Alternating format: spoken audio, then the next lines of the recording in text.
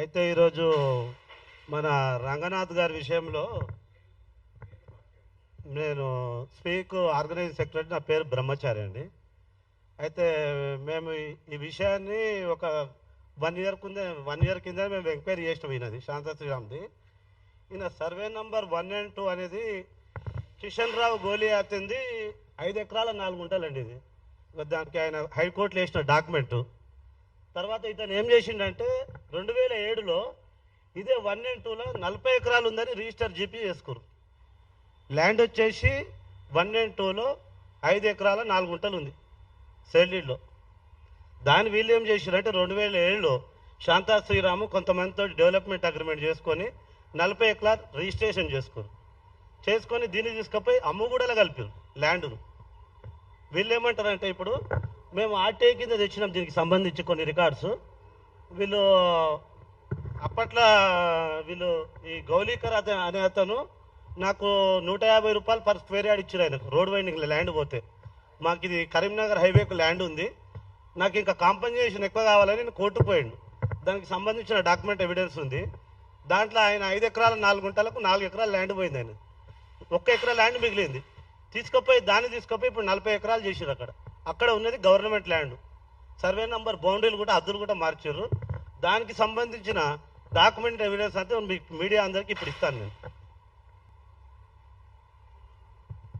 మేము ఆల్రెడీ దీని మీద కంటోన్మెంట్ తిరుమలగిరి పోలీస్ స్టేషన్లో కేసు కూడా పెట్టాం ఈయన మీద, శాంతా శ్రీరామ్ మీద.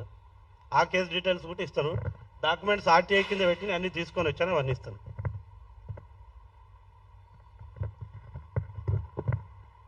డీప్ ఎంక్వైరీ చేస్తే ఇవన్నీ బయటకు వస్తాయండి. చాలా అంశాలు బయటకు వచ్చాయి ఉన్నాయి. ఇప్పుడు మా సత్యనారాయణ గారు అన్నట్లు పెద్ద పెద్ద భూ కబ్జాదారులే కోర్టుకు వెళ్ళారు. వాళ్ళంతా మిస్గైడెన్స్, డాక్యుమెంట్లన్నీ మేనేజ్ చేయటం ఇవన్నీ చేసేవారు.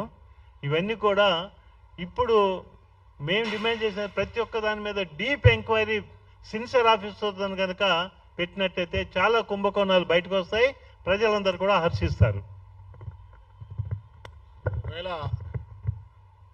రేపు హైకోర్టు ఫుల్ బెంచ్కి అప్పీల్కి వెళ్ళాక స్టే వస్తుందని మేము ఆశిస్తున్నాం. మళ్ళీ రంగనాథ్ గారు వచ్చి ఇటువంటి కబ్జాదారులను ఎవ్వరి ఒత్తిళ్లకు రొంగకుండా ఏ రాజకీయ పక్షాలు, ముఖ్యమంత్రి గారి దగ్గరికి వెళ్తే కూడా ఆయన ఎవరి దగ్గరికి వెళ్ళినా ఒప్పుకోలేదు. ఎటువంటి రాజకీయ దానికి ఒప్పుకోకుండా ఇంత నిలబడి చేస్తున్నందుకు ఆయనను అభినందిస్తాం. అట్లాగే ఆర్డర్ వచ్చి ఆయన మళ్ళీ రావాలని మేము కోరుకుంటున్నాం. సార్ మీ సందేహాలు ఏమైనా ఉంటే అడగండి సార్. చెప్పండి సార్.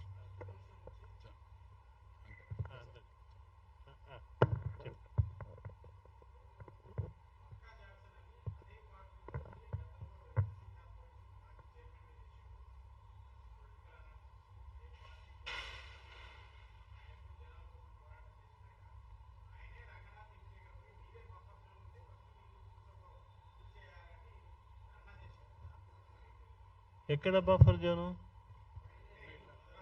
ఇప్పుడు మదననగర్లో అసలు అట్లాంటి పరిస్థితే లేదే.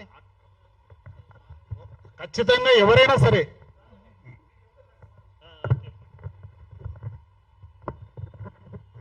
సార్, నా పేరు వెంకటేశ్వరరావు. దానికి సంబంధించి రంగనాథ్ గారు ఇమ్మీడియట్గా కౌంట్ ఇచ్చారు. అది బఫర్ జోన్ కానీ దేనికి రాదని స్పష్టంగా ఇచ్చారు.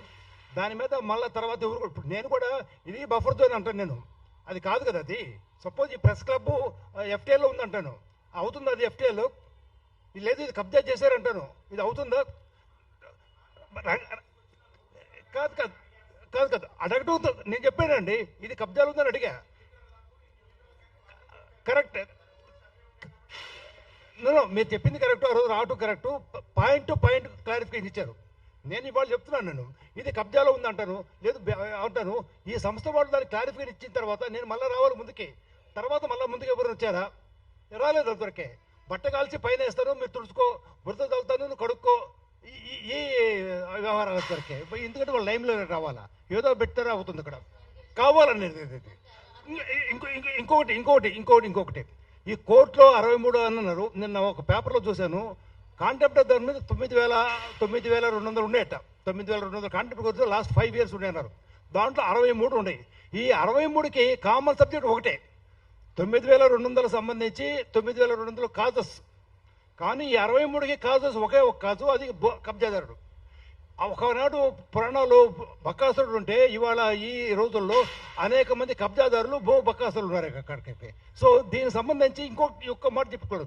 రంగనాథ్ గారు ఇచ్చిన వీడియో ప్రెస్ మీట్ చూడండి, ప్రతి దానికి క్లారిఫై ఇచ్చాడు. నేను ఏ రోజు వైలేట్ చేయలేదు. హైడ్రా తరఫున ఇచ్చిన లిమిటేషన్స్, పవర్స్, కండిషన్లో నేను వర్క్ చేశాను. ఎవరైనా కేసు పెట్టారనుకోండి, కేసు ద్వారా డీల్ చేస్తామన్నారు. నిన్న అతను ఎవరో కేసు పెట్టాడు, కేసుగా డీల్ చేయాలా, పర్సనల్గా అటాక్ చేయాల్సిన అవసరం ఏమీ లేదు. అక్కడ కాంటెంప్ట్ ఆఫ్ కేసు, కౌంటర్ అడగండి, కౌంటర్ ఓపెన్ అడగండి. ఇంకోటి, మేము స్టే ఇచ్చాము, ఎందుకు వైలేట్ చేశారు అడగండి. నేను ఇచ్చాను కదా, నువ్వు ఎందుకు వైలేట్ చేసామని అడిగారా? అడగల. నేను స్టే ఇచ్చాను లేదా ఇంకోటి చేసాను, నువ్వు వైలేట్ చేసావు, కాంటెంప్ట్ అన్నారు. అడిగారు, వై యూ హ్యావ్ వైలేటెడ్, అది అడగటంలా. అదే కరెక్టే మీరు దానికి అడగండి. నేను అన్నది మీరు అడగండి.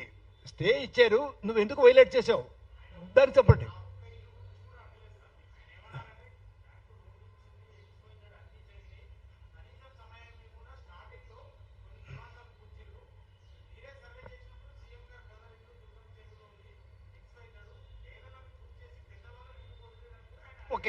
ఒకే ఒక మాట దానికి చెప్పారు. ఈనాటి వరకు, ఈ రోజు వరకు ఒక వ్యక్తి ఆ నివాసంలో ఉన్నాడంటే దాన్ని ఈ రోజు వరకు ఒక్కటి కూడా నేను టచ్ చేయలేదు. నివాసాలు లేనివి, సపోజ్ బిల్డింగ్ కట్టారు కబ్జా చేసి, ఎవరు ఇంకా జాయిన్ కాలేదు దాంట్లోకి, దాన్ని పడగొట్టడం జరిగింది. లేదు, ఒక ఇంట్లో ఒక వ్యక్తి ఉన్నా దాన్ని టచ్ చేయలేదు అని అనేక సార్లు ప్రెస్ మీట్ పెట్టారు, ఒక్కటి కూడా టచ్ చేయలేదు.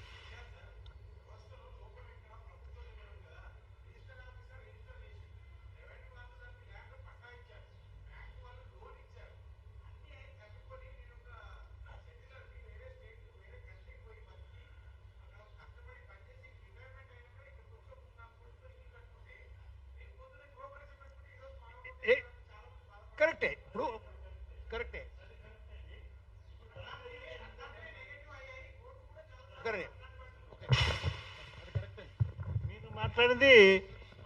మీరు మాట్లాడింది వాస్తవం. ఇంతకుముందు నేను మాటలో కూడా అది చెప్పాను. వాళ్ళు ఆ అధికారులు ఎవరైనా సరేనండి, వీరు వారు అని కాదు, ఎవరినైనా సరే భూ కబ్జా చేస్తే ఆ భూమిని మనం ప్రభుత్వం అయితే ప్రభుత్వంకు, ప్రైవేట్ వ్యక్తి అయితే ప్రైవేట్ వ్యక్తికి చెందాలి. ఆ భూ కబ్జా పనులను శిక్షించాలి. తర్వాత అధికారులు కూడా ఎవరైతే మీరు అన్నట్టు పర్మిషన్ ఇచ్చారో ఆ అధికారులు కూడా శిక్షించాల. అయితేనే ఇంకొక అధికారి తప్పు చేయడు. చేయలేదు, అది దాన్ని కూడా మేము స్పీక్ తరఫున దాన్ని కూడా మేము దృష్టి తెస్తున్నాం ప్రభుత్వ దృష్టికి. ఏది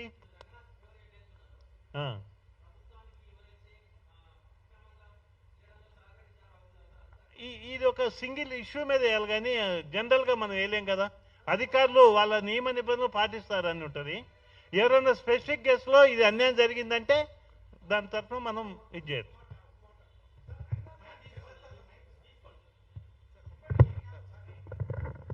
సార్, రంగనాథ్ గారికి ఫేవర్గా పోవట్లేదు. ఇక్కడ ఇచ్చిన జడ్జిమెంట్కి వ్యతిరేకంగానే ఇచ్చే జడ్జిమెంట్ కరెక్ట్గా లేదని చెప్పిపోతున్నాం, కానీ రంగనాథ్ గారి వ్యక్తిగతంగా మీద ఫేవర్ కదా. ఇక్కడ ఇచ్చిన జడ్జిమెంట్లో లోపాలు ఉన్నాయి, ఇచ్చిన జడ్జిమెంట్ కరెక్ట్ లేదు. ఇప్పుడు హైదరాబాద్ సిటీలో దాదాపు 80 కోట్ల మంది జనాభా ఉన్నారు.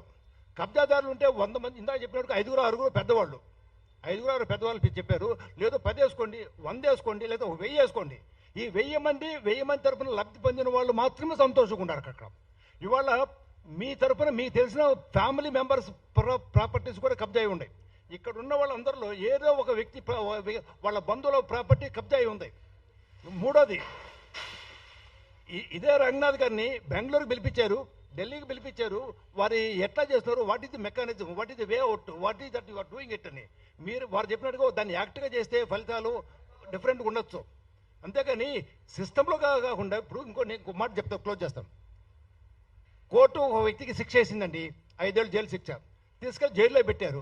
జైల్లో పోయే వ్యక్తి ఏడ్చాడు, వాళ్ళ ఫ్యామిలీ మెంబర్స్ ఏడ్చారు. అరే వాళ్ళు ఏడ్చినా నువ్వు జైల్లో పెట్టావని చెప్పి ఆ జైలుని తీసుకెళ్ళి జైల్లో పెడతారా? ఆ జైలర్ మీద కాంటెంప్ట్ కొట్టేస్తారా? ఇవాళ హైడ్రా సంబంధించి కొన్ని నియమ నిబంధనలు, కండిషన్స్ పెట్టారు. విత్ ఇన్ ది కండిషన్స్ ఏమైనా బ్రేక్ అయినాయా? మీరు ఒక మాట చెప్పారు, గృహప్రవేశం చేసుకోపోతున్నప్పుడు ముందు రోజు జరిగిందండి. సార్, పెళ్లి జరిగే రాబోయే పెళ్లి కూడా ఆపిన ఏముంటాయి, పెళ్లి అయిన తర్వాత డైవర్స్లు అయి ఉండవు. అక్కడ గృహప్రవేశం జరగలేదు, గృహప్రవేశం చేసుకుపోతున్నారు అని చెప్పారు. అక్కడ దాన్ని డిమాలిష్ చేశారు. మరి ఎప్పుడు చేయాలి డిమాలిషన్? ఫ్యామిలీగా ఉంటూ ఉన్న వాళ్ళు ఏ ఒక్క గుడిసి కూడా చేయలేదంట, ఏ ఒక్క గుడిసి కూడా తీసేస్తే ఒకవేళ అవసరమైతే వాళ్ళకి టూ బెడ్రూమ్ ఇస్తారు గవర్నమెంట్ తరఫున, అది కూడా ఆధ్వర్యం ఇచ్చారు, వాళ్ళకి తగినది అవుతుందండి. రంగనాథ్ గారు అనే వ్యక్తి ఫేవర్గా చెప్పాలంటే నాకు 2001 నుంచి పరిచయం. వారిలో మానవత్వం ఎక్కువ, పోలీసింగ్ తక్కువ, వారికి మానవత్వం ఎక్కువ. వారిలో ప్రతి కొత్తగూడలో పనిచేసేటప్పుడు అనేక మంది నక్సలైట్స్ని మానవతావాదితో మార్చిన వ్యక్తి తను. నాకు 2001 నుంచి నాకు పరిచయం ఉంది అక్కడ. రైట్ అండి.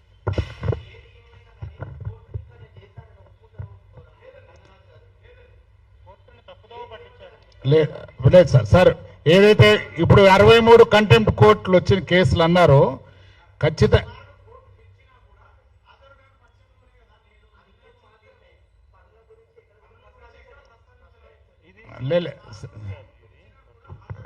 ఇది సింగిల్ జడ్జి ఇచ్చినట్టుండదండి.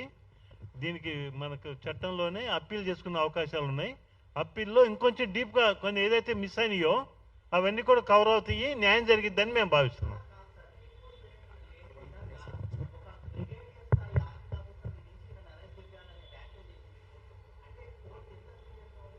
అది తప్పండి. ఎప్పుడు కూడా చట్టంలో ఇక్కడ పోలీస్ వ్యవస్థ ఉంది, రాష్ట్ర ప్రభుత్వం ఉంది, కానీ నేను దాన్ని తీవ్రంగా ఖండిస్తున్నా. కోర్టు జడ్జి గారు చెప్పింది సైన్యాన్ని దించడం ఏంటండి?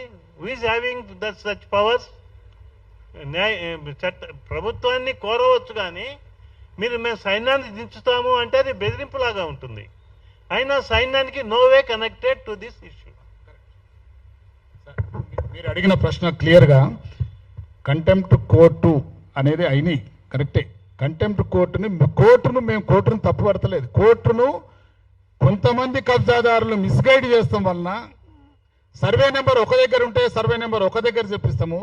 ఇవన్నీ క్షుణ్ణంగా చూస్తే మాత్రం ఎవరి మీద చేయాలో ఖచ్చితంగా యాక్షన్లు మీరు అన్నట్టు తీసుకోవాల్సిందే. ఇప్పుడు మీరు అన్నట్టు గృహప్రవేశమైన కొంతమంది ఖచ్చితంగా జరిగినాయి, కొంచెం కష్టాలు జరిగినాయి, తప్పులు జరగకుండా ఉండవు. తప్పులు జరిగితేనే దానికి జరిగినాయి. అవిటికి కూడా జరిగిన మా స్పీక్ తరఫున ఎవరైతే అధికారులు తప్పు చేశారో, ఇప్పుడు గవర్నమెంట్ భూములలో పర్మిషన్లు ఇచ్చి కట్టిస్తున్న అటువంటి అధికారులను కూడా శిక్షించాలని మేము కోరుతున్నామండి. మా స్పీక్ తరఫున తప్పకుండా తీసుకుంటాం. మేము ఒక వ్యక్తికో చేయట్లా. హైడ్రా అనేది 98% హైదరాబాద్ తెలంగాణ ప్రజలకు న్యాయం జరిగింది, వాళ్ళు హ్యాపీగా ఉన్నారు. ఎందుకంటే ఒక్క ఆర్డర్ రాగానే ఒక్కసారి ఎప్పుడు వచ్చిందా ఇంత? వీళ్ళంతా ఎట్లున్నారంటే రోడ్ల మీదకి వచ్చేటట్టున్నారు, మాకు కావాలి హైడ్రా కావాలని వచ్చేటట్టున్నారు. అంత దూరం తెచ్చుకోకుండా కోర్టే మళ్ళీ ఫుల్ బెంచ్ మాకు ఆర్డర్ ఇస్తుందని మేము ఆశిస్తున్నాం. కాబట్టి కోర్టును ఎప్పుడు తప్పుదోవ పట్టించిన వాళ్ళ మీద కోర్టును తప్పుదోవ పట్టిస్తేనే ఇస్తారు తప్ప కోర్టుకు ఏం తెలుస్తుంది? వీళ్ళందరూ వెళ్ళి ఆ తప్పుదోవ పట్టించారు కాబట్టి ఆ తప్పుదోవ పట్టించిన వాళ్ళకి శిక్ష వేయాలి. సంబంధిత అధికారులు ఎవరైతే రాంగ్ పర్మిషన్ ఇచ్చి ఈ బీద ప్రజలకు అన్యాయం చేశారో ఖచ్చితంగా వాళ్ళ మీద కూడా యాక్షన్ తీసుకోవాలని మేము కోరుతున్నామండి.